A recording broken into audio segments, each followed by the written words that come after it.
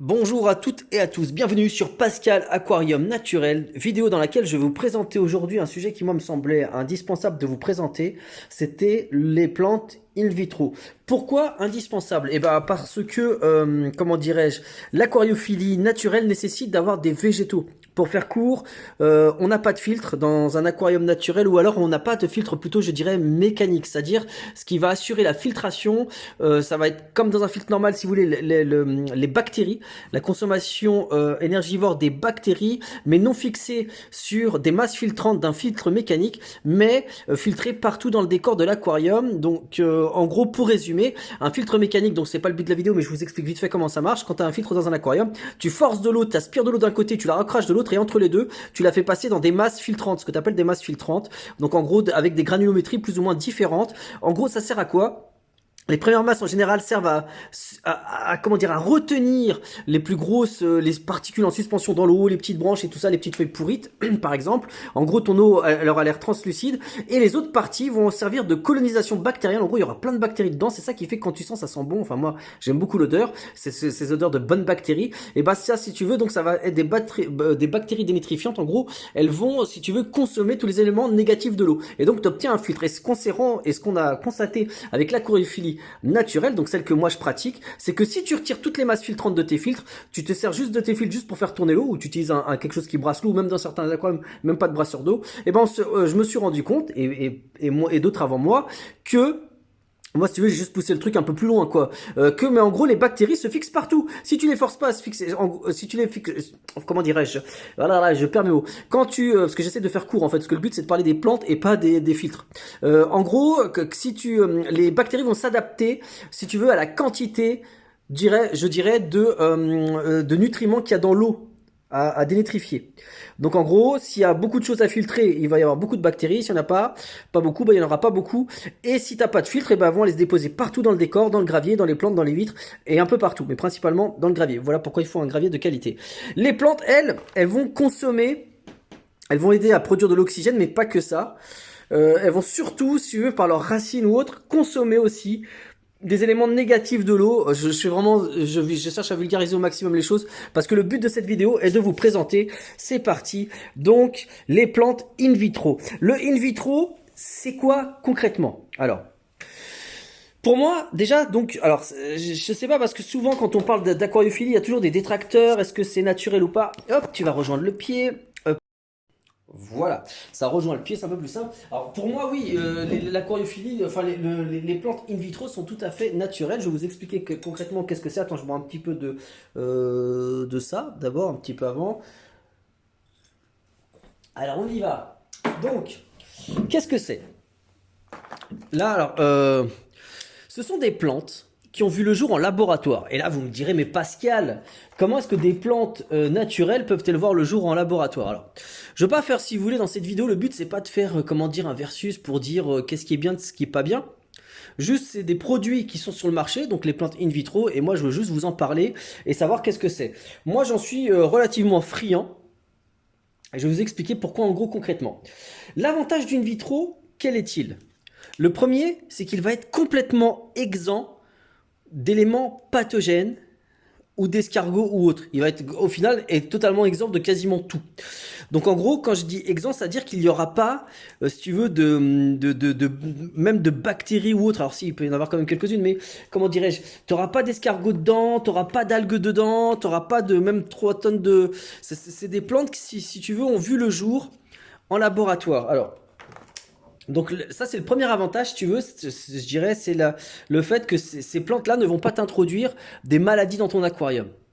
Et pour ceux qui diraient, ouais mais Pascal, la nature et tout, alors écoutez les gars, par exemple quand tu as certaines espèces de poissons extrêmement fragiles, ou par exemple des crevettes, et ça vous le savez très bien, c'est compliqué, tu vois, si tu as des éléments, enfin voilà, je sais pas, tu peux avoir tout un tas de choses qui vont nuire à tes crevettes, que tu peux acheter sur des plantes pas chères sur eBay ou même sur le bon coin. Tu vois ce que je veux dire, des éléments pathogènes, ou en tout cas des éléments nuisibles à l'élevage de tes crevettes ou de certains poissons extrêmement sensibles. Alors c'est pour ça que certaines personnes, quand ils achètent des plantes sur internet, ils prennent une sorte de grand récipient et puis ils mettent un peu d'eau de javel dedans, ils mettent leurs plantes à tremper dedans. Alors c'est une technique un peu radicale, ça peut tuer des limaces, etc. Ou d'autres vont les mettre à tremper, mais bon, ça te lave pas les trucs à 100%. Le in vitro, t'es sûr que ouais. Alors, moi, c'est même pas pour cet élément-là, parce que c'est vrai qu'il est important, cet élément, on va dire, de pureté. Mais pour l'instant, voilà, moi, c'est pas ce qui m'attire le plus dans le in vitro. Ce qui m'intéresse le plus dans le in vitro, écoutez-moi bien, cet élément est très important.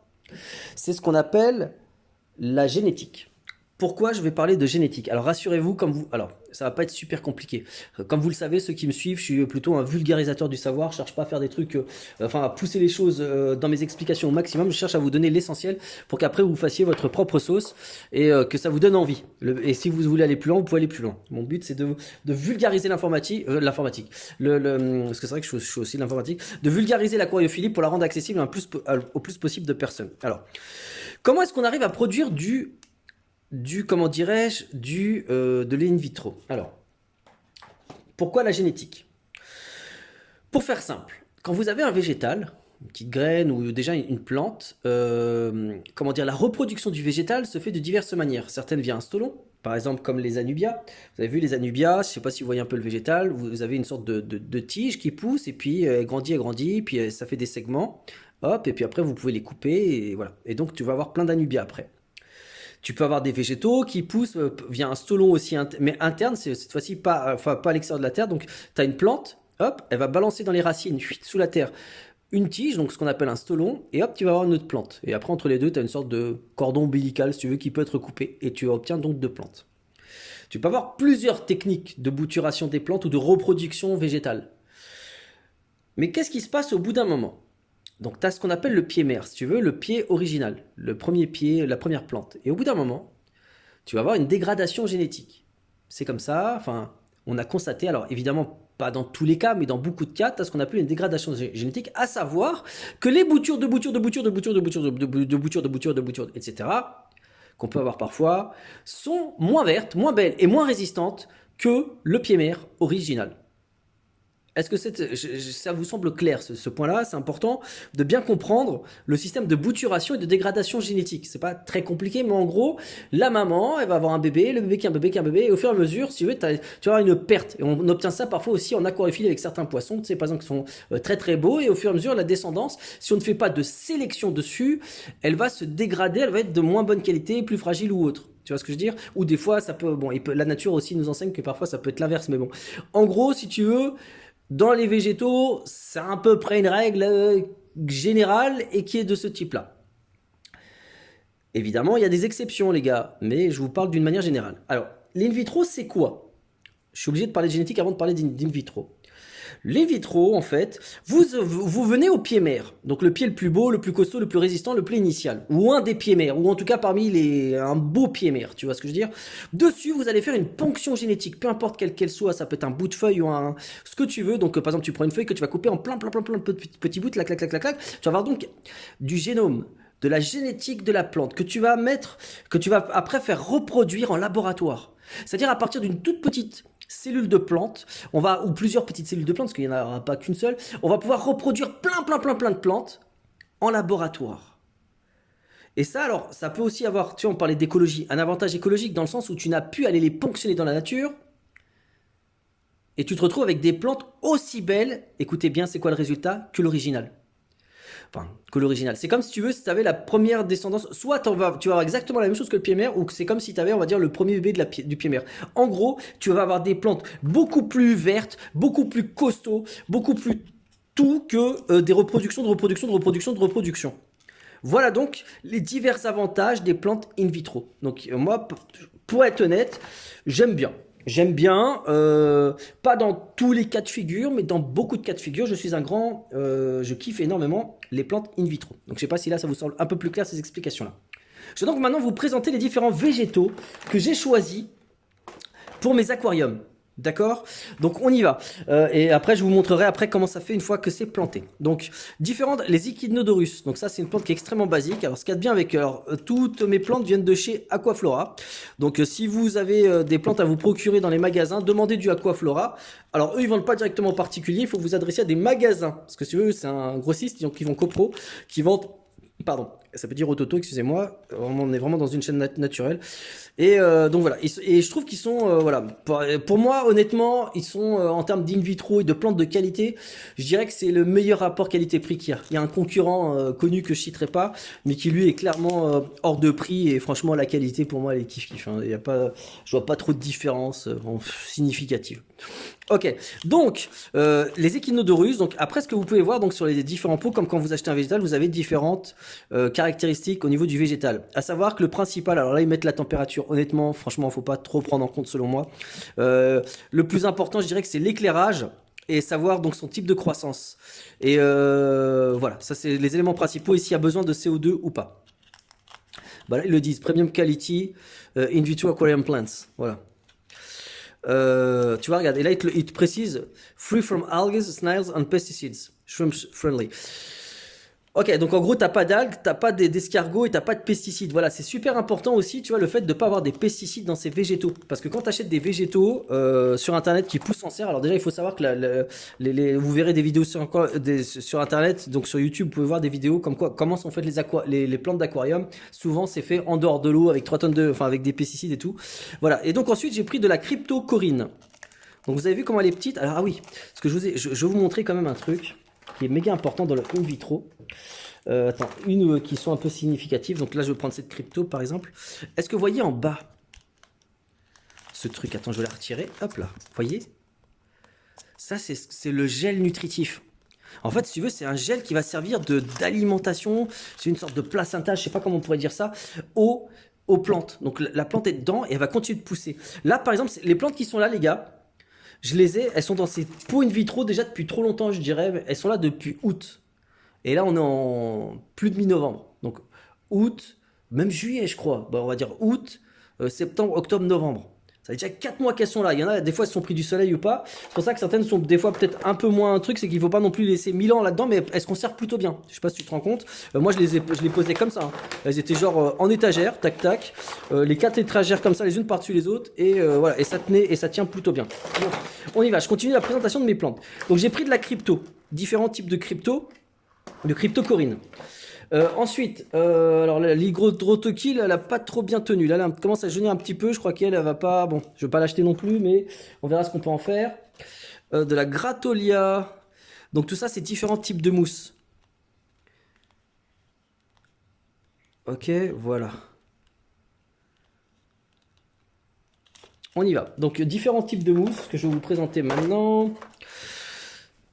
Hop là. Alors c'est lui qui arrive à me prononcer ça correctement. On y va. Amblystygium. Ah bah non, c'est pas si dur. Et là, vous pouvez voir comment elle est, mais absolument magnifique. Je sais pas si vous voyez ça. Tadam, c'est la première fois qu'elle va être ouverte. Là, juste pour vous, regarde-moi ça. Attends. Magnifique, magnifique. Regarde-moi ça. Waouh, trop trop belle. Tac tac. Et tout ça, évidemment, va venir dans mes aquariums. De la Riccia, évidemment, la traditionnelle Riccia. Tac. Riccia que vous pouvez fixer au sol, fixer sur des éléments ou laisser flottante. Ça pousse, c'est parfait. La Riccia, c'est vraiment cool. Hop là. Donc Riccia, j'en ai 2. Certaines espèces qui sont un peu plus compliquées à trouver, c'est ça qu'il y a de bien avec le in vitro. Tu vois, tu peux pas difficilement te faire avoir vu que tout est bien catégorisé. Leptotixium. Hop là, regardez-moi ça, comment elle est magnifique. Je sais pas si vous voyez un peu ça, mais c'est trop fort quoi. Trop fort. Moi ça me... Et je sais pas si vous voyez, donc au niveau de l'éclairage c'est Lao. Donc c'est vraiment des mousses, donc Lao pas beaucoup.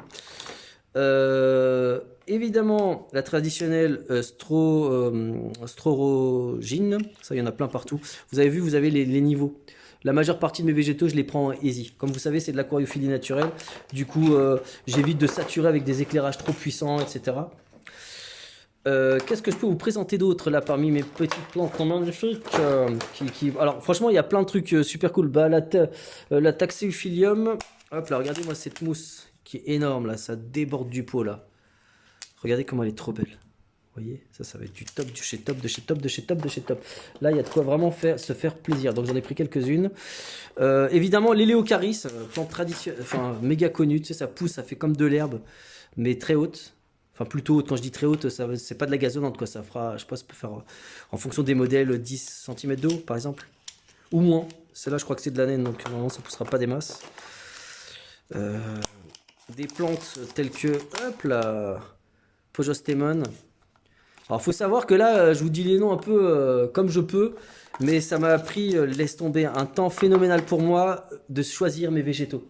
Ça a été super long, hein, les gars, franchement, parce que quand vous achetez un végétal, je vous renvoie à ma vidéo unboxing, parce que je ne veux pas répéter les mêmes choses dans les vidéos, je fais juste des petits rappels. Vous avez donc différents types de paramètres à prendre en compte. Et il faut bien choisir les avant-plans, milieu de plan, arrière-plan. Et donc des anubias. Et regardez-moi comment elles sont. Des anubias, mon pote. Mais regarde-moi le vert et l'intensité du truc. Elles sont magnifiques.